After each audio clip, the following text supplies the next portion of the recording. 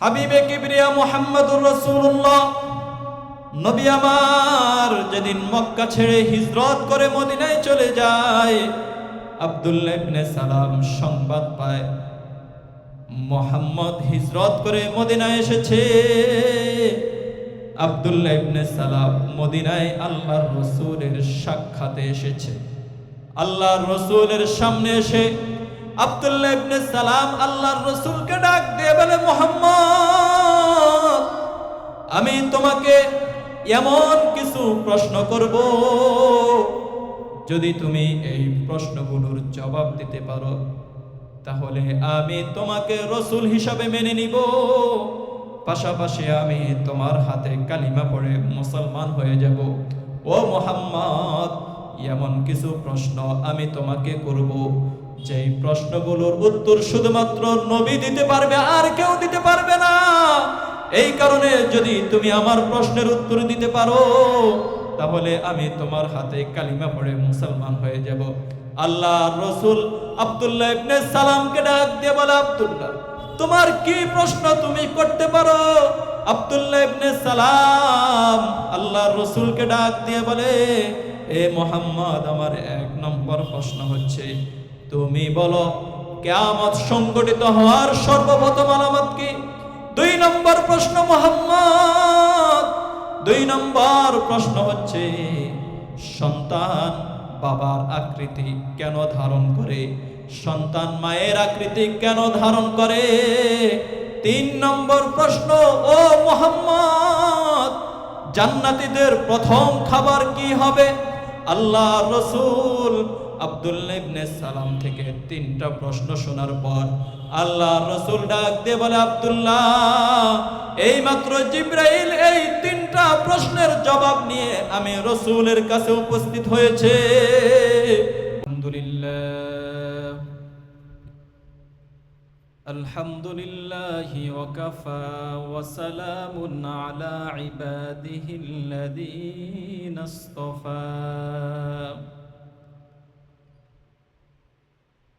أما بعد فأعوذ بالله من الشيطان الرجيم. بسم الله الرحمن الرحيم.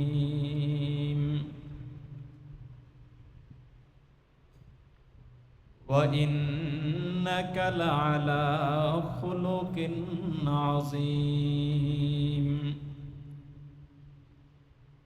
وقال رسول الله صلى الله عليه وسلم: بعثت لأتمم مكارم الأخلاق، أو كما قال عليه الصلاة والسلام. صدق الله العظيم وصدق رسوله النبي الكريم، ونحن على ذلك من الشاهدين والشاكرين، والحمد لله رب العالمين. اللهم صل على محمد وعلى آل محمد كما صليت على إبراهيم وعلى آل إبراهيم إنك حميد مجيد. اللهم بارك على محمد وعلى آل محمد كما باركت على إبراهيم وعلى آل إبراهيم إنك حميد مجيد. जफा जो इश्क में होती है, ओ जफा ही नहीं, जफा जो इश्क में होती है, ओ जफा ही नहीं, सतब न हो तो मोहब्बत में कुछ मज़ाई नहीं, सतम न हो तो मोहब्बत में कुछ मज़ाई नहीं। साहिल से लगा दे मेरे इश्क का सफीना, साहिल से लगा दे मेरे इश्क का सफीना, आँखों से मेरे दे मुझे मक्का व मदीना, आँखों से दिखा दे मुझे मक्का व मदीना। मोहतरम मुअज़्ज़ज़ सम्मानित ওলামায়ে হযরত এবং আমার সামনে উপবিষ্ট আজকের ইসলাহি মাহফিলের দূর দূরান্ত থেকে আগত সমবেত মাহফিল প্রিয় দিন প্রিয় মুসল্লি ভাইরা, আল্লাহ রব্বুল আলামিন আমাদেরকে এত সুন্দর একটি মজলিসে এসে বসার তৌফিক দান করেছেন। এই জন্য দিল থেকে শুকরিয়া আদায় করে সকলে পড়ুন, বলুন আলহামদুলিল্লাহ। মুহতারম হাজিরিন, আমি যেই আয়াতে কারিমা তেলাওয়াত করেছি সূরাতুন নূনের 4 নম্বর আয়াত, আল্লাহ সুবহানাহু ওয়া তাআলা এই আয়াতের মধ্যে পয়গম্বরে খোদা মুহাম্মদুর রাসূলুল্লাহ সাল্লাল্লাহু আলাইহি ওয়াসাল্লামের আখলাক সম্পর্কে আলোচনা করেছেন। তার আখলাক, তার চরিত্র কেমন ছিল সেই সার্টিফিকেট আল্লাহ তাআলা এই আয়াতের মধ্যে ঘোষণা করে দিয়েছে। আল্লাহর রাসূল সাল্লাল্লাহু আলাইহি ওয়াসাল্লাম দুনিয়াতে আসার আগেই সমস্ত মানুষ কুফর শিরিকের অন্ধকারে নিমজ্জিত ছিল। আল্লাহর রাসূল তার উত্তম আখলাকের মাধ্যমে এই নিকৃষ্টতম মানুষগুলোকে তার আখলাক শিক্ষা দিয়ে তিনি সোনার মানুষে পরিণত করে দিয়েছেন। তিনি দুনিয়াতে আগমন করার পর ঘোষণা করে দিয়েছেন, বুইসতু লিউতিম্মিমা মাকারিমাল আখলাক, আমাকে আল্লাহ তাআলা আখলাক শিক্ষা দেওয়ার জন্য পাঠিয়েছে। তিনি দুনিয়াতে এসেছেন মানুষকে অন্ধকার থেকে আলোর পথে নিয়ে আসার জন্য। তিনি দুনিয়াতে আগমন করেছেন কুফর শিরিক মুক্ত সমাজ বিনির্মাণ করবার জন্য। তিনি দুনিয়াতে আগমন করেছেন সুদ ঘুষ দর্শন মুক্ত সমাজ বিনির্মাণ করার জন্য। তিনি দুনিয়াতে আগমন করেছেন অসহায় এতিম শিশুদের অধিকার ফিরিয়ে দেওয়ার জন্য। আল্লাহর রাসূল সাল্লাল্লাহু আলাইহি ওয়াসাল্লামকে এই কারণে আল্লাহ সুবহানাহু ওয়া তাআলা গোটা মানব জাতির জন্য আদর্শের রোল মডেল হিসেবে ঘোষণা দিয়েছে। আল্লাহ সুবহানাহু ওয়া তাআলা বলেছেন, যেই আমার হাবিবের অনুসরণ করবে সে যেন আমি আল্লাহ তাআলার অনুসরণ করলো, আমি আল্লাহ তাআলার হুকুম মেনে চললো। আর যে আল্লাহ তাআলার হুকুম মেনে চলবে, আল্লাহ তাআলা বলে ওই বান্দা আমি আল্লাহর ভালোবাসা পাবে এবং ওই বান্দার গুনাহগুলো আল্লাহ তাআলা মাফ করে দিবে।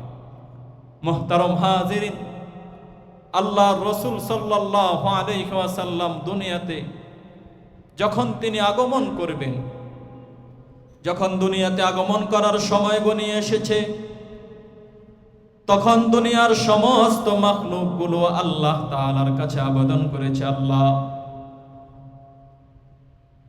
আপনার হাবিব যেদিন দুনিয়াতে আগমন করবে ওই দিন আমাদেরকে একটু দেখার সুযোগ করে দিয়েন, আমরা একটু আপনার হাবিব মুহাম্মদকে দেখে আমরা ধন্য হব, সৌভাগ্যবান হব। রাত আল্লাহ তাআলার কাছে আবেদন করেছে, আল্লাহ আমি রাত কালো হওয়ার কারণে মানুষ আমাকে দেখতে পারে না, মানুষ আমাকে ভালোবাসে না। আমি রাত হওয়ার কারণে মানুষ আমাকে ঘৃণা করে। আমি রাতের মধ্যে সাপ বিচ্ছু চোর ডাকাত চলাফেরা করে, এই কারণে মানুষ আমাকে ভালোবাসে না। ওগো আল্লাহ, আপনি আপনার হাবিবকে আমি রাতের মধ্যে দুনিয়াতে পাঠাবেন, যেন আপনার হাবিবের আগমনের কারণে মানুষ আমাকে ভালোবাসে। সুবহানাল্লাহ। আবার দিন আল্লাহ তাআলার কাছে আবেদন করেছে, আল্লাহ বিশ্বনবী যিনি হবে তাকে আপনি আমি দিনের মধ্যে দুনিয়াতে পাঠাবেন, যেন আমি তার আগমনে ধন্য হতে পারি, সম্মানিত হতে পারি। আল্লাহ সুবহানাহু ওয়া তাআলা রাতের আবেদন রাখতে গিয়ে, দিনের আবেদন রাখতে গিয়ে হাবিবে কিবরিয়া মুহাম্মাদুর রাসূলুল্লাহ সাল্লাল্লাহু আলাইহি ওয়াসাল্লামকে সুবহ সাদিকের সময় দুনিয়াতে পাঠিয়েছে। সুবহ সাদিক এমন একটা সময়, এই সময়টাকে রাতও বলা যায় না, দিনও বলা যায় না। ঘরের ভিতরে অন্ধকার, কিন্তু ঘরের বাহিরে আলো দেখা যায়। আল্লাহ তাআলা সুবহ সাদিকের সময় পাঠিয়েছে। সুবহ সাদিক রাত এবং দিনের মধ্যবর্তী একটি সময়। আল্লাহ তাআলা রাত দিনের আবেদন রাখতে গিয়ে আল্লাহর হাবিবকে সুবহ সাদিকের সময়ে দুনিয়াতে পাঠিয়েছে। হাবিবে কিবরিয়া মুহাম্মাদুর রাসূলুল্লাহ যেদিন দুনিয়াতে আগমন করবে, আল্লাহর রসুলের দাত্রী মা হিসাবে উপস্থিত ছিলেন শাফা ইবনে আব্দুল্লাহ। আল্লাহর রসুল যেদিন দুনিয়াতে আগমন করবে, শাফা ডাক দিয়ে বলে, মুহাম্মদ যখন আমেনার গর্ভ থেকে আমার হাতের মধ্যে চলে আসে, সাথে সাথে আসমান থেকে একটি আওয়াজ আসে, রহিমাকাল্লাহ, হে মুহাম্মদ তোমার উপরে আল্লাহর রহমত বর্ষিত হোক। এরপরে মুহাম্মদ আমেনার দুধ পান করে। আমি দেখতে পাই মুহাম্মদ যখন দুনিয়াতে আগমন করেছে, গোটা ঘর সহ সমস্ত দুনিয়াটা আলোকিত হয়ে গেছে। কিছুক্ষণের মধ্যে আবার ঘরটা অন্ধকার হয়ে গেছে। আমি তাকিয়ে দেখি মুহাম্মদ আমার কোলে নাই। আমেনার কানে যখন এই সংবাদ পৌঁছলো মুহাম্মদ নাই, তখন আমেনা কান্না করতে শুরু করে দিয়েছে। আসমান থেকে আওয়াজ আসে, আমেনা কান্না করার দরকার নাই। মুহাম্মদকে আল্লাহ তাআলা শাফার কোল থেকে নিয়ে জিবরাইলের কোলে তুলে দিয়েছে। কারণ মুহাম্মদ যখন দুনিয়াতে আগমন করবে, এই সংবাদ পাওয়ার সাথে সাথে দুনিয়ার সমস্ত মাখলুকগুলো একটা নজর দেখার জন্য আবেদন করেছে। আল্লাহ তাআলা এই কারণে জিবরাইলের কোলে মুহাম্মদকে তুলে দিয়ে জিবরাইলকে বলেছে, পশ্চিম প্রান্ত থেকে পূর্ব প্রান্ত, দক্ষিণ মেরু থেকে উত্তর মেরু, সমস্ত দুনিয়ায় তুমি মুহাম্মদকে নিয়ে ঘুরে বেড়াও, মুহাম্মদকে নিয়ে সফর করো, যেন আসমান মুহাম্মদের চেহারা দেখে, জমিন যেন মুহাম্মদের চেহারা দেখে, পশু পাখি যেন মুহাম্মদের চেহারা দেখে ধন্য হতে পারে। এই কারণে আল্লাহ সুবহানাহু ওয়া তাআলা শাফার কোল থেকে মুহাম্মদকে জিবরাইলের কোলে তুলে দিয়েছে, যেন জিবরাইল মুহাম্মদকে নিয়ে গোটা দুনিয়াটা ভ্রমণ করতে পারে। সুবহানাল্লাহ। আল্লাহর রাসূল সাল্লাল্লাহু আলাইহি ওয়াসাল্লাম তিনি যেই রহমত নিয়ে দুনিয়াতে আগমন করেছে, এই রহমতের ভাগীদার হওয়ার জন্য দুনিয়ার সমস্ত মাখলুকগুলো এরকম একটি রহমতের নবীকে এক নজর দেখার জন্য আল্লাহ সুবহানাহু ওয়া তাআলার কাছে আবেদন করেছে। মুহতারাম হাজিরিন, আল্লাহর রাসূল সাল্লাল্লাহু আলাইহি ওয়াসাল্লাম তার চেহারা যেমন সুন্দর ছিল, তার চরিত্র তেমনি সুন্দর ছিল। হাবিবে কিবরিয়া মুহাম্মদুর রাসূলুল্লাহ নবী আমার কেমন আখলাকের অধিকারী ছিল, কেমন চরিত্রের অধিকারী ছিল, আল্লাহ সুবহানাহু ওয়া তাআলা নিজেই কোরআনুল কারীমের মধ্যে ঘোষণা দেয়, ওয়া ইন্নাকা লাআলা খুলুকিন আযীম। হাবিব আমার, নবী আমার, আমি আপনাকে উত্তম চরিত্রের অধিকারী বানিয়েছি। আল্লাহ তাআলা ডাক দিয়ে বলে, হাবিব, এই পৃথিবীতে আমি যুগে যুগে কত নবী রাসূল পাঠিয়েছি, কিন্তু কোন নবী রাসূলের চারিত্রিক সার্টিফিকেট আমি আল্লাহ দেই নাই। আমি আল্লাহ আদমকে নবী বানাইছি, কিন্তু আদমের চারিত্রিক সার্টিফিকেট আমি আল্লাহ কোরআনের মধ্যে উল্লেখ করি নাই। আমি আল্লাহ ঈসাকে নবী বানিয়েছি, কিন্তু ঈসার চারিত্রিক সার্টিফিকেট কোরআনের মধ্যে উল্লেখ করি নাই। আমি আল্লাহ ইউসুফকে নবী বানাইলাম, ইউসুফের চারিত্রিক সার্টিফিকেট আমি আল্লাহ কোরআনের মধ্যে উল্লেখ করি নাই।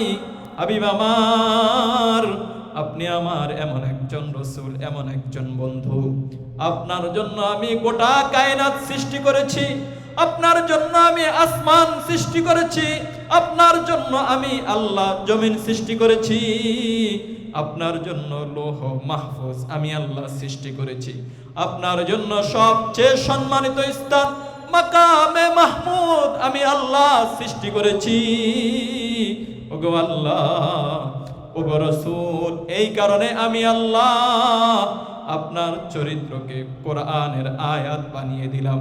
কিয়ামত পর্যন্ত আপনার যত উম্মত দুনিয়াতে আগমন করবে, আমার যত বান্দা দুনিয়াতে আগমন করবে, যারাই এই কোরআন খুলবে, তারাই আপনার চরিত্র সম্পর্কে জানতে পারবে, তারাই আপনার উত্তম আখলাক সম্পর্কে জানতে পারবে।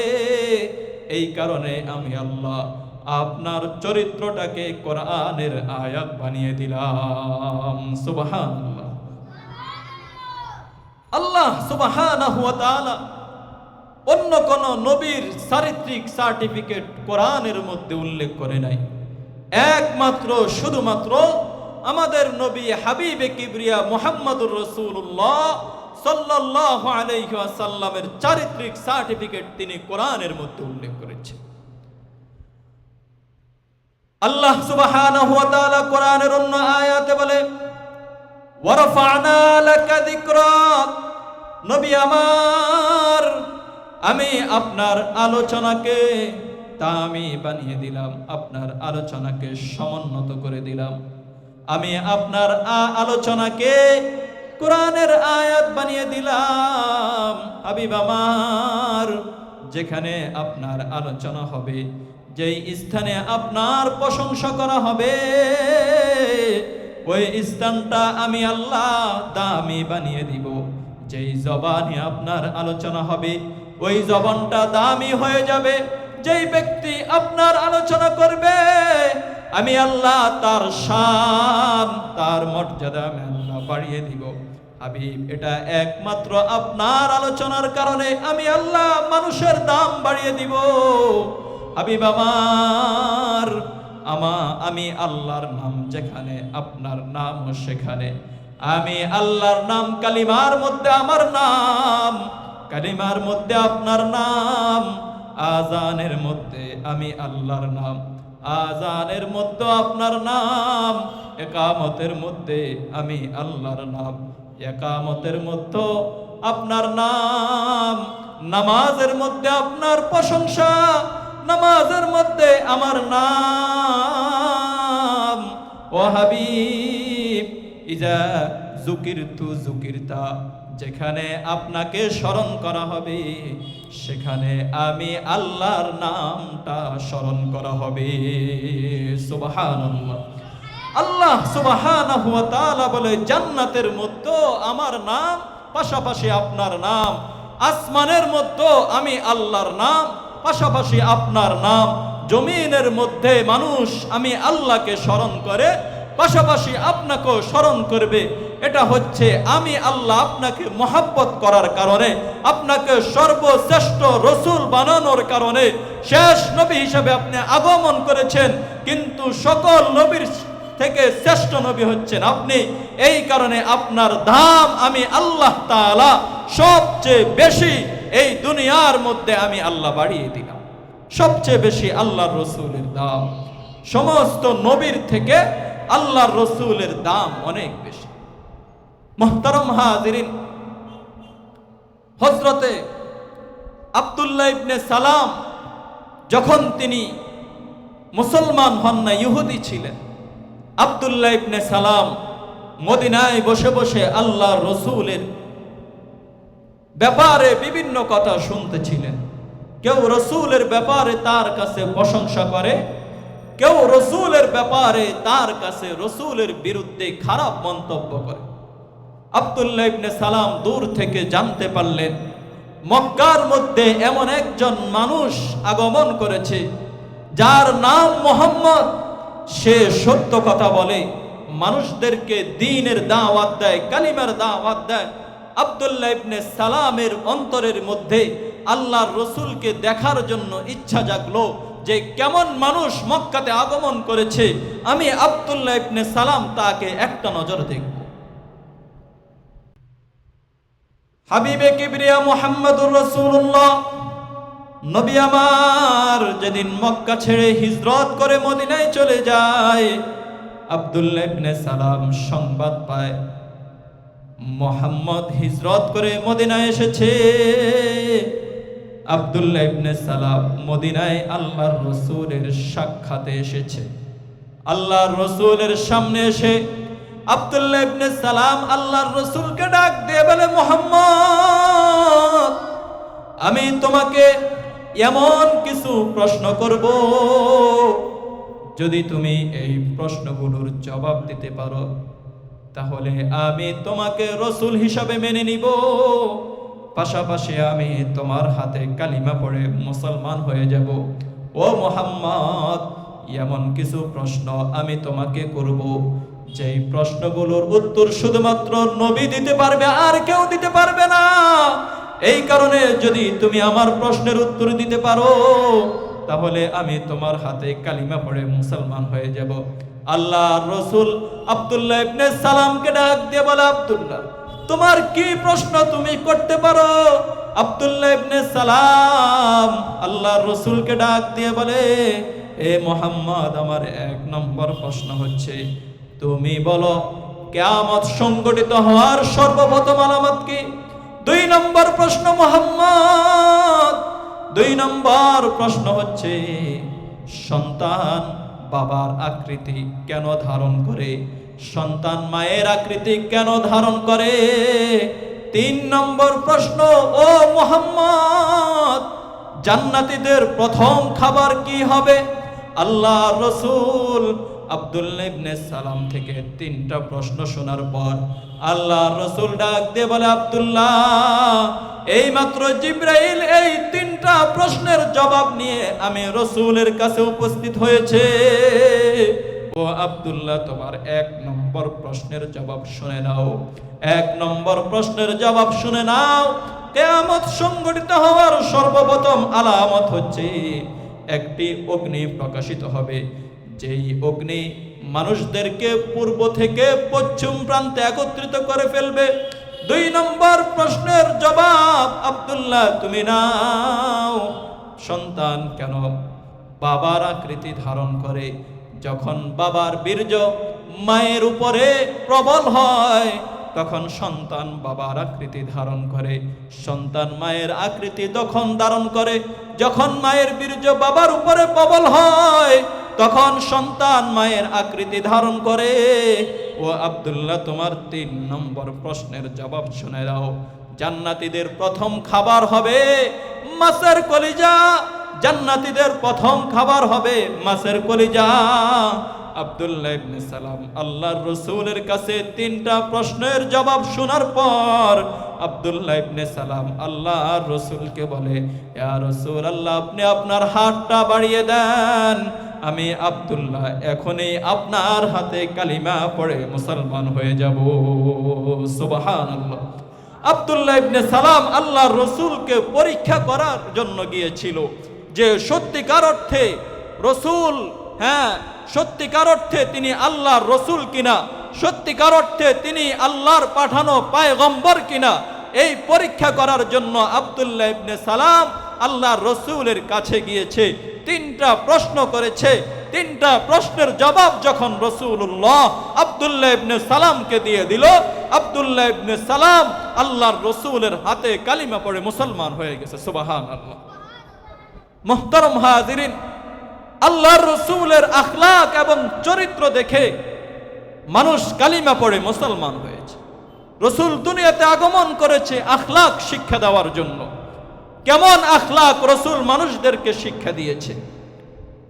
আল্লাহর রসুল যখন আগমন করেছে, এই রসুল দুনিয়াতে আসার আগে মা জাতির কোনো সম্মান ছিল না, মর্যাদা ছিল না। আপন পেটের সন্তান মায়ের সাথে জিনা ব্যভিচারে লিপ্ত হতো। সন্তান তার বাবাকে খুন করত, সন্তানের হাতে বাবা খুন হয়ে যেত। বাবার কোনো দাম ছিল না, মূল্য ছিল না। কিন্তু আল্লাহর রসুল সাল্লাল্লাহু আলাইহি ওয়াসাল্লাম যখন দুনিয়াতে আগমন করেছে, আল্লাহর রসুল জগতের সন্তানদের উদ্দেশ্যে ঘোষণা দিল, ও জগতের সন্তান শুনে নাও, হুমা জান্নাতুকা ওয়া নারুকা। এই সন্তান শুনো, মা বাবা তোমার জান্নাত, মা বাবা তোমার জাহান্নাম। মা বাবার সাথে যদি ভালো আচরণ করো, মা বাবার সাথে যদি সুন্দর সুন্দর আচরণ করো, তাহলে তুমি আল্লাহর জান্নাতে চলে যাবে। আর মা বাবার সাথে যদি খারাপ ব্যবহার করো, মা বাবা যদি মনে কষ্ট নেয়, তাহলে তোমার জন্য আল্লাহর জাহান্নাম। আল্লাহর রাসূল সাল্লাল্লাহু আলাইহি ওয়াসাল্লাম জগতের সন্তানদের উদ্দেশ্যে ঘোষণা দিয়ে দিল, এই জগতের সন্তানেরা শুনে নাও, ইন্নাল জান্নাতা তাহতা আকদামিল উম্মাহাত। এই জগতের সন্তান শুনে নাও, তোমার মায়ের পায়ের নিচে তোমার জান্নাত। সাবধান, মায়ের মনে যদি কষ্ট দাও তাহলে জান্নাত পাবে না। আল্লাহর রাসূল আল্লাহ তাআলার আয়াত শুনিয়ে দিয়েছে, ওয়া কাদা রাব্বুকা আল্লা তা'বুদু ইল্লা ইয়াহু ওয়া বিল ওয়ালিদাইনি ইহসানা। আল্লাহ তাআলা কোরআনুল কারীমের মধ্যে জগতের সন্তানদের উদ্দেশ্যে এই আয়াতটা নাজিল করেছে, এই জগতের সন্তানেরা শুনে নাও, আমি আল্লাহ তাআলার ইবাদত করা যেমনি ভাবে তোমার উপরে ফরজ, ঠিক তেমনি ভাবে তোমার মা বাবার খেদমত করা তোমার উপরে ফরজ। এই কারণেই তো ওয়াইসুল করনি আল্লাহর রসুলের যুগে কালিমা পড়ে মুসলমান হয়েছে, কিন্তু ওয়াইসুল করনি রসুলের সাক্ষাৎ পেয়ে সাহাবী হওয়ার সৌভাগ্য অর্জন করতে পারে নাই। ওয়াইসুল করনির মা অসুস্থ ছিল, ওয়াইসুল করনি মায়ের খেদমতে গোটা জীবনটা কাটিয়ে দিয়েছে। ওয়াইসুল করনি আল্লাহর রসুলের কাছে চিঠি পাঠায়, ওগো রসুল, ওগো রসুল, আমি আপনার সাথে সাক্ষাৎ করতে চাই। আল্লাহর রসুল ওয়াইসুল করনির চিঠি পেয়ে আল্লাহর রসুল আবার চিঠি পাঠায়, ওয়াইস তুই আমার সাথে সাক্ষাৎ করতে হবে না, ও ওয়াইস তুই তোর মায়ের খেদমত কর, মায়ের সেবা কর, মাকে খাওয়া, মায়ের প্রস্রাব পায়খানা সাফ কর, মায়ের কাছ থেকে দোয়া নে। ওয়াইসুল করনি আল্লাহর রসুলের কাছ থেকে এই চিঠি পাওয়ার পর ওয়াইসুল করনি আবার আল্লাহর রসুলের কাছে চিঠি পাঠায়, ইয়া রাসূলুল্লাহ, যুদ্ধে যেতে মন চায়, জিহাদ করতে মন চায়, আমার শহীদ হতে মন চায়। আল্লাহর রসুল ওয়াইসুল করনিকে আবার চিঠির জবাবে লিখে দেয়, ওয়াইসুল করনি তোর যুদ্ধে যেতে হবে না, তুই তোর মায়ের খেদমত কর, মায়ের সেবা কর। আল্লাহর রসুল উহুদের প্রান্তরে আল্লাহর রসুলের দন্দান মোবারক শহীদ হয়ে যায়। ওয়াইসুল করনির কাছে সংবাদ যায় রসুলের দন্দান মোবারক শহীদ হয়ে গিয়েছে। ওয়াইসুল করনি আল্লাহর রাসূলের এত পাগল, এত আশিক ছিল। ওয়াইসুল করনি এই সংবাদ পাওয়ার সাথে সাথে ওয়াইসুল করনি নিজের মুখের সমস্ত দাঁতগুলো একটা একটা করে ভেঙে ফেলেছে। ওয়াইসুল করনি বলে, আল্লাহর রাসূলের মুখে দাঁত থাকবে না, আর আমি ওয়াইসুল করনির মুখে ওই দাঁতটা থাকবে, এটা কখনো হতে পারে না। এই কারণে ওয়াইসুল করনি আল্লাহর রাসূলের প্রেমে ওয়াইসুল করনি তার মুখের সমস্ত দাঁতগুলো ভেঙে ফেলে দিয়েছে। এত আশিক হওয়ার পর আল্লাহর রাসূল ওয়াইসুল করনিকে তার সাথে সাক্ষাৎ করার অনুমতি দেয় নাই। কিন্তু ওয়াইসুল করনি মায়ের খেদমত করে ওয়াইসুল করনি ঠকে যায় নাই। আল্লাহর রাসূলের ইন্তেকালের সময় আল্লাহর রাসূল নিজের গায়ের জুব্বাটা খুলে হযরতে ওমরকে ডাক দিয়ে বলে, ওমর, এই নাও আমার জুব্বাটা আমি তোমাকে দিলাম। ও ওমর, আমার একজন আশিক আছে, তার নাম ওয়াইসুল করনি। ও ওমর, সে তার মায়ের খেদমত করার কারণে আমি রাসূলের সাথে সাক্ষাৎ করতে পারে নাই, আমি রাসূলের সাথে সাক্ষাৎ করতে পারে নাই। ও ওমর, আমি রাসূল মৃত্যুর সময় তাকে ভুলে যাই নাই। ও ওমর, এই যে আমার জুব্বাটা, এটা তুমি ওয়াইসুল করনি যখন আমার রওজা জিয়ারত করতে আসবে, তখন তুমি তাকে আমার এই জুব্বাটা হাদিয়া দিবা, আর তুমি তার কাছ থেকে তোমার জন্য দোয়া নিবা। আর ওয়াইসুল করনিকে বলবা আমার গোটা উম্মতের জন্য ওয়াইসুল করনি যেন দোয়া করে। ওমর, ওয়াইসুল করনি মায়ের খেদমত করে করে ওয়াইসুল করনির জবান আল্লাহ তাআলার কাছে এত দামি হয়েছে, ওয়াইসুল করনি জবান থেকে কোনো কথা বের করতে দেরি আল্লাহ তাআলা ওয়াইসুল করনির দোয়া কবুল করতে দেরি করে না। সুবহানাল্লাহ। ওয়াইসুল করনি মায়ের খেদমত করতে করতে ওয়াইসুল করনির জবান আল্লাহ তাআলার কাছে অনেক দামি হয়ে গিয়েছে। ওয়াইসুল করনি জবান থেকে কোনো কিছু বের করতে দেরি আল্লাহ তাআলা সাথে সাথে কবুল করতে দেরি করেন। তাহলে রাসূল মায়ের খেদমত করার শিক্ষা আল্লাহ রাসূল দিয়েছে, মায়ের খেদমত করার নির্দেশ আল্লাহ তাআলা কোরআনুল কারীমের মধ্যে দিয়েছে।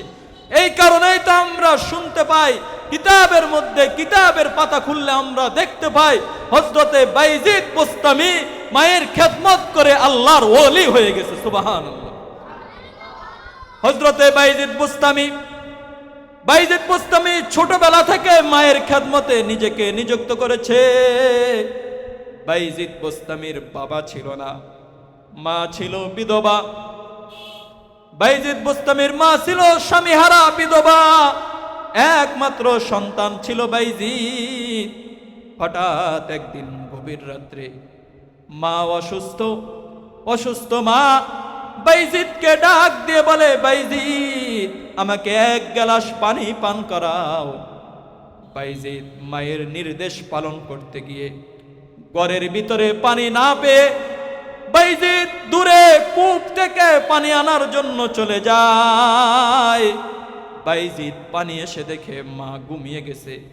বাইজিদ চিন্তায় পড়ে গেছে, যদি এখন আমি আমার মাকে ঘুম থেকে ডেকে তুলি তাহলে মায়ের কষ্ট হবে, আবার যদি আমি পানির গ্লাস রেখে ঘুমিয়ে যাই, মা যদি আবার মায়ের ঘুম ভাঙার পরে যদি মা আবার যদি পানি না পায় তখনও তো মায়ের কষ্ট হবে।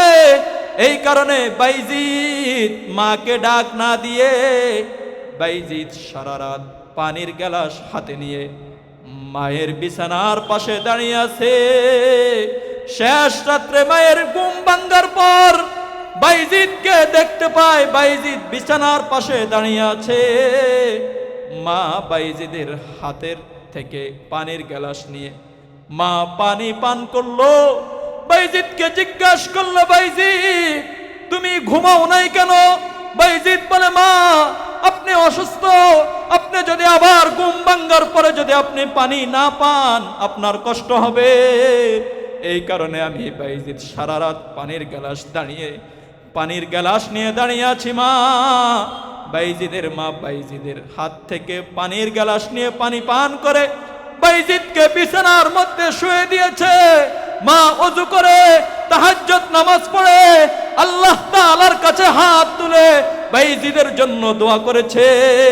বাইজিদের মা আল্লাহ তাআলার কাছে হাত তুলে বলে, আল্লাহ, আমি বাইজিদের মা, আমার সন্তান বাইজিদ আজকের এই রাত্রে আমার জন্য যেই কষ্ট করেছে, যেই খেদমত করেছে, আমি মা হয়ে আমার মায়ের অন্তরটা সন্তুষ্ট হয়ে গেছে, আমার অন্তরটা খুশি হয়ে গেছে। আল্লাহ, তুমি আমার একমাত্র সন্তান বাইজিদকে তুমি যোগ শ্রেষ্ঠ ওলি বানিয়ে দিও। সুবহানাল্লাহ। মা দোয়া করতে দেরি, আল্লাহ তাআলা মায়ের এই দোয়া কবুল করতে দেরি করলেন না। বাইজিদ সুলতানুল আরিফিন হয়ে গেছে, যোগ শ্রেষ্ঠ ওলি হয়ে গেছে। বাইজিদ শুধুমাত্র মায়ের একটু খেদমত করার কারণে মায়ের দোয়াতে বাইজিদ আল্লাহর ওলি হয়ে গেছে। মুহতারাম হাজিরিন, আল্লাহর রাসূল সাল্লাল্লাহু আলাইহি ওয়াসাল্লামের আখলাক, তিনি মানুষদেরকে আখলাক শিক্ষা দিয়েছে মায়ের খেদমত করার জন্য। এই কারণে আমাদেরকে মায়ের খেদমত করতে হবে। মায়ের সাথে খারাপ ব্যবহার করা যাবে না, বাবার সাথে খারাপ ব্যবহার করা যাবে না। মায়ের কাছ থেকে দোয়া নিতে হবে, তাহলে আমরা ওলি হতে পারবো, আলেম হতে পারবো, হাফেজ হতে পারবো। যোগ শ্রেষ্ঠ ওলি আল্লাহ তাআলা আমাদেরকে বানিয়ে দিবে, ঠিক না বেঠিক? মুহতারাম হাজিরিন, আল্লাহর রাসূল সাল্লাল্লাহু আলাইহি ওয়াসাল্লাম কালিমার দাওয়াত নিয়ে তিনি তায়েফের ময়দানে গিয়েছিলেন, তায়েফের জাহান্নামী মানুষগুলোকে জান্নাতি বানানোর জন্য। তায়েফের মানুষদের কাছ থেকে জাহিলি সভ্যতা দূর করে মানুষদেরকে উত্তম আখলাক শিক্ষা দেওয়ার জন্য আল্লাহর রাসূল মক্কা থেকে তায়েফ প্রান্তে গিয়েছেন, মানুষদেরকে আখলাক এবং দ্বীনি দাওয়াত দেওয়ার জন্য।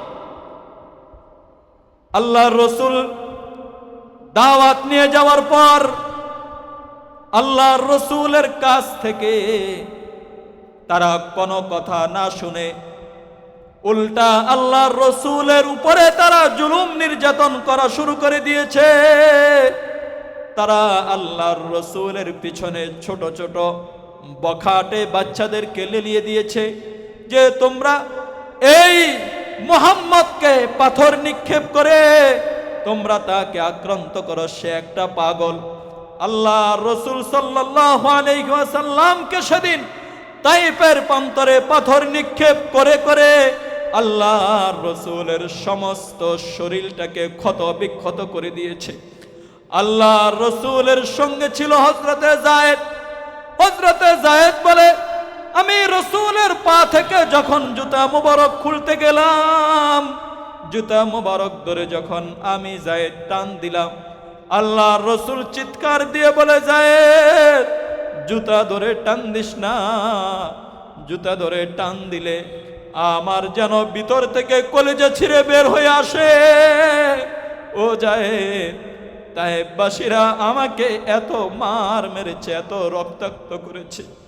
আল্লাহর রাসূল সাল্লাল্লাহু আলাইহি ওয়াসাল্লাম তায়েফের প্রান্তরে এত মার তিনি খেয়েছেন।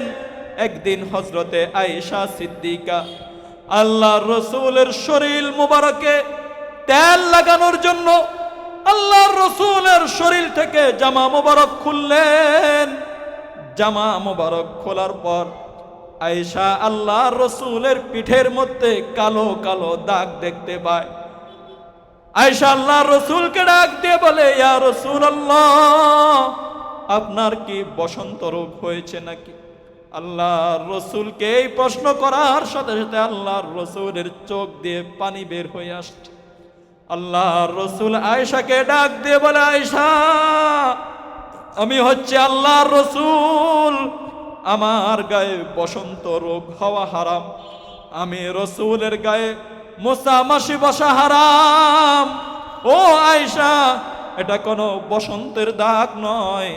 আয়েশা, ওই যে তায়েফের প্রান্তরে নিষ্ঠুর জালেমরা আমার পিঠের মধ্যে পাথরের দ্বারা আঘাত করেছে, পাথরের আঘাতে আমার পেটটা চালনির মতো যাত্রা হয়ে গেছে।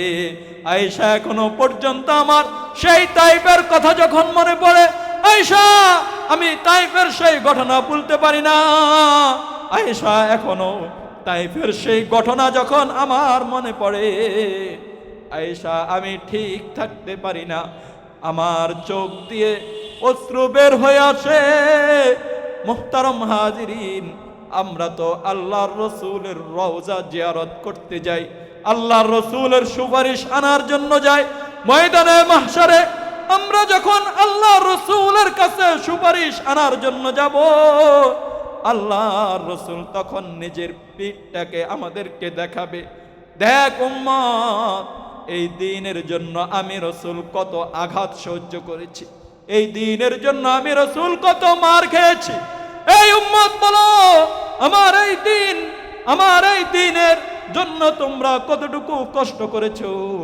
উম্মত বলো, আমার এই দ্বীনটা তোমরা আরেকজনের কাছে কতটুকু পৌঁছে দিয়েছো? আল্লাহ রসুল যদি সেদিন আমাদেরকে পিঠটা এইভাবে দেখায়, তাহলে আমাদের তো আল্লাহর রসুলের সুপারিশ পাওয়ার কোনো উপায় নাই। এই কারণে রসুলের আখলাকের অনুসরণ করতে হবে, রসুলের সুন্নতের অনুসরণ করতে হবে। রসুলের সুন্নতের অনুসরণ করে যদি আমরা চলতে পারি, তাহলে ময়দানে মাহশারে আল্লাহর রসুল আমাদের জন্য সুপারিশ করবে। ঠিক না বে ঠিক? হযরত আবু বকর আল্লাহর রসুলের কদমে কদম রেখেছে, আবু বকর জান্নাতি হয়ে গেছে। ওমর আল্লাহর রসুলের কদমে কদম রেখেছে, ওমর আল্লাহর রসুলের সুন্নতের অনুসরণ করেছে, ওমর জান্নাতি হয়ে গেছে। ওসমান আল্লাহর রসুলের কদমে কদম রেখেছে, আল্লাহর রসুলের অনুসরণ করেছে, ওসমান জান্নাতি হয়ে গেছে। আলী আল্লাহর রসুলের কদমে কদম রেখেছে, আলীকে জান্নাতের সার্টিফিকেট দিয়ে দিয়েছে। এই কারণে আমরা যদি রসুলের কদমে কদম রেখে রসুলের দেখানো পথে যদি আমরা চলতে পারি, তাহলে হতে পারে এই অনুসরণ করার কারণে আল্লাহ তাআলা আমাদেরকেও জান্নাতটুকু দান করবে। এই কারণে রসুলের কদমে কদম রাখতে হবে, রসুলের অনুসরণ করতে হবে। রসুলের কদমে কদম রেখে যদি চলতে পারি, তাহলে আমাদের জন্য জান্নাতটা ওয়াজিব হয়ে যাবে। মুহতারাম হাজিরিন, হযরত আবু বকর সিদ্দিক আল্লাহর রসুলের জন্য কি পরিমাণ কষ্ট করেছে।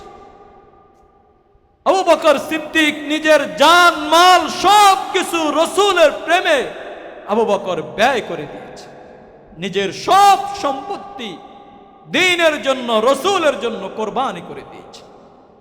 আবু বকরের এক রাত্রির কোরবানি গোটা উম্মতের সমস্ত কোরবানি যদি এক পাশে রাখা হয়, আবু বকরের সেই হিজরতের রজনীর কষ্ট যদি এক পাশে রাখা হয়, তাহলে আবু বকরের কষ্টের পাল্লা ভারী হয়ে যাবে। এই পরিমাণ আবু বকর কষ্ট করেছে। আল্লাহর রাসূল সাল্লাল্লাহু আলাইহি ওয়াসাল্লাম হিজরতের রজনীতে আবু বকরের ঘরের সামনে এসে আবু বকরকে ডাক দেওয়ার সাথে সাথে আবু বকর বলে, লব্বাইক ইয়া রাসূলুল্লাহ। আল্লাহর রাসূল আবু বকরকে দেখে আল্লাহর রাসূল আবু বকরকে প্রশ্ন করেছে, আবু বকর তুমি কি রাত্রের বেলা ঘুমাও নাই? আবু বকর আল্লাহর রাসূলকে বলে, ইয়া রাসূলুল্লাহ, নবী আমার, যেদিন আপনি আমাকে বলেছেন হিজরত করবেন, আর আপনার হিজরতের সঙ্গী হিসাবে আমি আবু বকর থাকবো, ওই দিন রাত থেকে আর আমি ঘুমাই না। প্রতি রাত্রে দরজার সাথে নিজের পিঠটা ঠেকিয়ে দাঁড়িয়ে থাকি, কখন আপনি রসুল এসে আমি আবু বকরকে ডাক দিবেন। আর যদি আমি ডাক দেওয়ার সাথে সাথে আপনার ডাকে সাড়া দিতে না পারি, তাহলে আপনার কষ্ট হবে। এই কারণে আমি রাতের বেলা না ঘুমিয়ে দরজার সাথে পিঠ লাগিয়ে দাঁড়িয়ে থাকি। আল্লাহর রাসূল আবু বকরকে নিয়ে হিজরত করা শুরু করে দিয়েছে। আল্লাহর রাসূল মধ্যরাতে গারে সাওরে অবস্থান করেছেন। আবু বকর আল্লাহর রাসূলকে পাহাড়ের উপর রেখে আবু বকর একটি গুহার ভিতরে ঢুকেছে, সেখানে আশ্রয় গ্রহণ করবে। আবু বকর গুহার ভিতরে ঢুকে দেখে গুহার ভিতরে অনেকগুলো ছোট ছোট ছিদ্র। আবু বকর সমস্ত ছিদ্রগুলো নিজের চাদর ছিঁড়ে ছিঁড়ে বন্ধ করেছে, একটা ছিদ্র বন্ধ করতে পারে নাই, একটা ছিদ্র বন্ধ করতে পারে নাই। এই একটা ছিদ্রের মধ্যে আবু বকর নিজের পা রেখে আল্লাহর রাসূলের জন্য নিজের উরুটা বিছিয়ে দিয়েছে, নিজের রানটা বিছিয়ে দিয়েছে। আল্লাহর রাসূলকে বলেছে, ইয়া রাসূলুল্লাহ, আপনি আমার উরুর উপরে ঘুমিয়ে পড়েন। ইয়া রাসূলুল্লাহ, আপনি আমার রানের উপরে ঘুমিয়ে পড়েন। আল্লাহর রাসূল আবু বকরের রানের উপরে ঘুমিয়ে যায়। কিছুক্ষণ পরে ওই ছিদ্রটা থেকে একটি সাপ এসে আবু বকরের পায়ের মধ্যে দংশন করে। আবু বকর সাপের বিষে আবু বকরের চোখ দিয়ে পানি বের হয়ে আসে। আবু বকরের পুরো চেহারাটা কালো হয়ে যায়। আবু বকর সহ্য করতে না পেরে আবু বকরের চোখ দিয়ে পানি বের হয়ে আসে।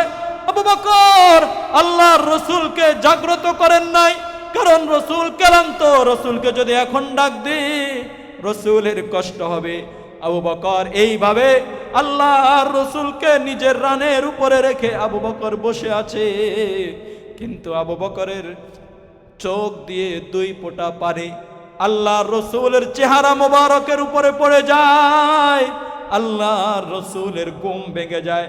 আল্লাহর রাসূল ঘুম থেকে উঠে আবু বকরকে জিজ্ঞাসা করে, আবু বকর কান্না করতেছো কেন?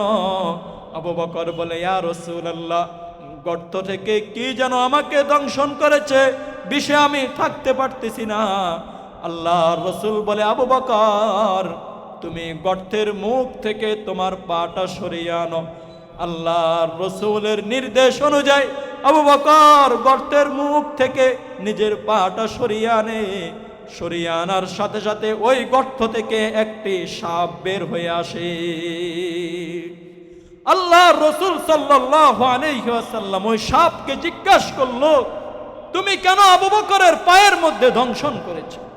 ওই সাপ আল্লাহর রাসূলের এই প্রশ্নের জবাবে বলে, ইয়া রাসূলুল্লাহ, দীর্ঘদিন আগে আমি এক ইহুদি আলেম থেকে আমি শুনেছি আপনি হিজরতের সময়, হিজরতের রজনীতে এই গর্তের মধ্যে, এই গুহার মধ্যে আপনি আশ্রয় গ্রহণ করবেন।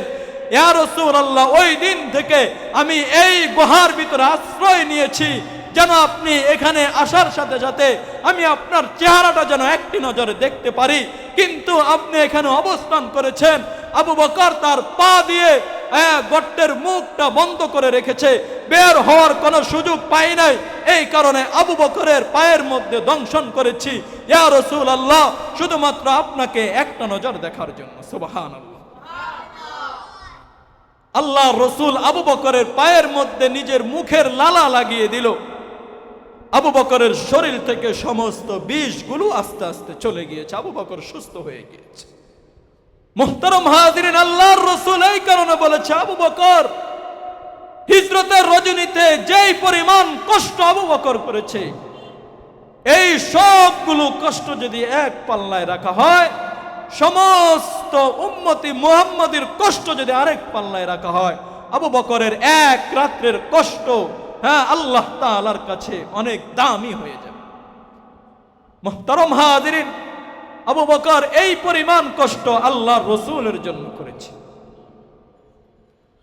মুহতারাম হাজিরিন, এই কারণে আমাদের উচিত রাসূলের অনুসরণ করা, রাসূলের আখলাক নিজেদের ভিতরে নিয়ে আসা। রাসূল যেই পরিমাণ আখলাক ওয়ালা, সেই আখলাক আমাদের ভিতরে ধারণ করা। তাহলে এই রাসূলের পদঙ্ক অনুসরণ করলে আমরা জান্নাতি হতে পারব। মুহতারাম হাজিরিন, জান্নাতীরা জান্নাতের মধ্যে যখন প্রবেশ করবে, তখন জান্নাতের মধ্যে একটি কোরআনের মাহফিলের আয়োজন হবে। কিসের মাহফিলের আয়োজন? কোরআনের মাহফিলের আয়োজন হবে। ওই মাহফিলের সভাপতি থাকবে স্বয়ং রব্বুল আলামিন, আল্লাহ তাআলা সভাপতি হিসেবে উপস্থিত থাকবে। ওই মাহফিলের বিশেষ অতিথি থাকবে হযরতে দাউদ আলাইহিস সালাম। ওই মাহফিলের প্রধান অতিথি থাকবে মুহাম্মদুর রাসূলুল্লাহ সাল্লাল্লাহু আলাইহি ওয়াসাল্লাম। আল্লাহ সুবহানাহু ওয়া তাআলা সর্বপ্রথম হযরতে দাউদ আলাইহিস সালামকে বলবে, দাউদ, আমার জান্নাতি বান্দাদেরকে তুমি একটু কোরআন তেলাওয়াত শুনিয়ে দাও। হযরতে দাউদ সেদিন কোরআনের হাফেজ হয়ে যাবে। হযরতে দাউদ সেদিন তেলাওয়াত করতে থাকবে, তাহা মা আনজালনা আলাইকাল কুরআনা লিতাশকা ইল্লা তাযকিরাতাল লিমান ইয়াখশা তানজিলাম মিম্মান খালাকাল আরদা ওয়াস সামাওয়াতিল উলা আর রহমান আলাল আরশি ইস্তাওয়া। হযরতে দাউদ আলাইহিস সালাম যখন তেলাওয়াত করে সাদাকাল্লাহুল আযীম বলবে, হযরতে দাউদের পরে আল্লাহ সুবহানাহু ওয়া তাআলা বলবে, ও জান্নাতীরা, তোমরা কি আরো সুন্দর কোরআন তেলাওয়াত শুনবা কিনা? তখন জান্নাতীরা বলবে, আল্লাহ, এর থেকেও বুঝি সুন্দর কোরআন তেলাওয়াত আছে। হযরতে আল্লাহ সুবহানাহু ওয়া তাআলা বলবে, এর থেকেও সুন্দর কোরআন তেলাওয়াত আছে। আল্লাহ তাআলা মুহাম্মদুর রাসূলুল্লাহ সাল্লাল্লাহু আলাইহি ওয়াসাল্লামকে ডাক দিয়ে বলবে, ও মুহাম্মদ, আমার জান্নাতি মেহমানদেরকে তুমি একটু কোরআন তেলাওয়াত শুনিয়ে দাও। আল্লাহর রাসূল সাল্লাল্লাহু আলাইহি ওয়াসাল্লাম আল্লাহ তাআলার নির্দেশ পেয়ে আল্লাহর রাসূল কোরআন তেলাওয়াত করতে শুরু করে দিবে। আল্লাহর রাসূল বলবে, ইয়াসিন ওয়াল কুরআনিল হাকীম ইন্নাকা লামিনাল মুরসালিন আলা সিরাতিম মুস্তাকিম তানজিলাল আজিজির রহিম লিতুনজিরা কওমান মা উনজিরা আবাউহুম ফাহুম গাফিলুন। আল্লাহর রাসূল সাল্লাল্লাহু আলাইহি ওয়াসাল্লাম যখন কোরআন তেলাওয়াত শেষ করে সাদাকাল্লাহুল আযীম বলবে, এরপরে আল্লাহ সুবহানাহু ওয়া তাআলা জান্নাতীদেরকে ডাক দিয়ে বলবে, ও জান্নাতীরা, এর থেকে মধুর কণ্ঠের কোরআন তেলাওয়াত তোমরা শুনবা কিনা? জান্নাতীরা বলবে, আল্লাহ, এর থেকেও বুঝি মধুর কণ্ঠের কোরআন তেলাওয়াত আছে। আল্লাহ তাআলা বলবে, হ্যাঁ হ্যাঁ, এর থেকেও মধুর কণ্ঠের কোরআন তেলাওয়াত আছে। তখন আল্লাহ সুবহানাহু ওয়া তাআলা নিজেই সেদিন জান্নাতীদেরকে কোরআন তেলাওয়াত করে শোনাবে। আল্লাহ তাআলা সেদিন সূরাতুর রহমান তেলাওয়াত করবে। আল্লাহ তাআলা বলবে, আনার রহমান আল্লামাল কুরআন খলাকাল ইনসান আল্লামাহুল বায়ান আশ-শামসু ওয়াল কমারু বিহুসবান ওয়ান নাজমু ওয়াশ-শাজারু ইয়াসজুদান ওয়াস-সামাআ রাফা'আহা ওয়া ওয়াদা'আল মিজান আল্লাহ তাতগাউ ফিল মিজান। আল্লাহ তাআলা যখন সূরা রহমান তেলাওয়াত করা শেষ করবে, তখন জান্নাতীরা আল্লাহ তাআলার দিকে এক নজর তাকিয়ে জান্নাতীরা বেহুশ হয়ে যাবে। এক বেহুশে ৭২,০০০ বছর অতিবাহিত হয়ে যাবে। সুবহানাল্লাহ। আল্লাহ তাআলা সেদিন জান্নাতের ভিতরে এইভাবে একটি কোরআনের মাহফিলের আয়োজন করবে। ওই মাহফিলে দাউদ আলাইহিস সালাম কোরআন তেলাওয়াত শোনাবে, মুহাম্মদুর রাসূলুল্লাহ কোরআন তেলাওয়াত শোনাবে এবং স্বয়ং আল্লাহ তাআলা সেদিন সূরা রহমান তেলাওয়াত করে জান্নাতবাসীদেরকে শোনাবে। সুবহানাল্লাহ। মুহতারাম হাজিরিন, এই কারণে আমরা রাসূলের সুন্নতের অনুসরণ করতে হবে।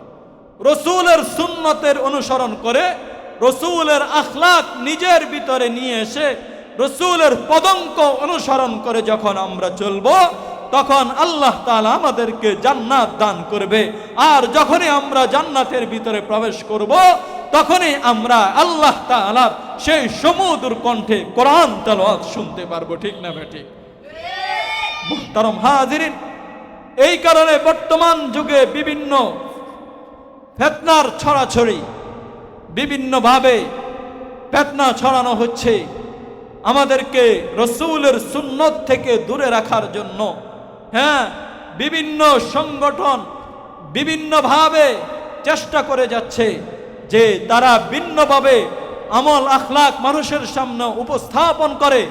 যেই আমল আখলাক রাসূলের, যেই আমল আখলাকের ভিতরে রাসূলের সুন্নতের তরিকা নাই, ওরকম ভাবে আমল আখলাক আমাদের সামনে উপস্থিত করে তারা দলিল পেশ করে। এটাই হচ্ছে রাসূলের সুন্নতি তরিকা।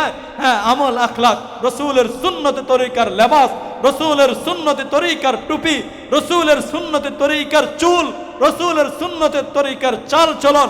না না না, আমরা রাসূলের সুন্নত শিখব, রাসূলের সিরত থেকে রাসূলের সিরত মোতালা করব, রাসূলের সুন্নত আমরা জানব, রাসূলের চুল রাসূল কিরকম ভাবে কেটেছে, রাসূল মাথার মধ্যে কিরকম ভাবে টুপি লাগিয়েছে, পাগড়ি ব্যবহার করেছে, রাসূলের জামা কেমন ছিল, রাসূলের চাল চলন কেমন ছিল, রাসূল মানুষের সাথে কি কেমন ভাবে ব্যবহার করেছে, এগুলো আমরা শিখব রাসূলের সিরত মোতালা করে, সিরতের কিতাব মোতালা করে আমরা শিখব। আমরা আল্লাহর রাসূলের আখলাক অনুসরণ করে আমাদেরকে চলার তৌফিক দান করেন। সকলে বলুন আমিন। ওয়া আখির দাওয়ানা আলহামদুলিল্লাহি রাব্বিল আলামিন।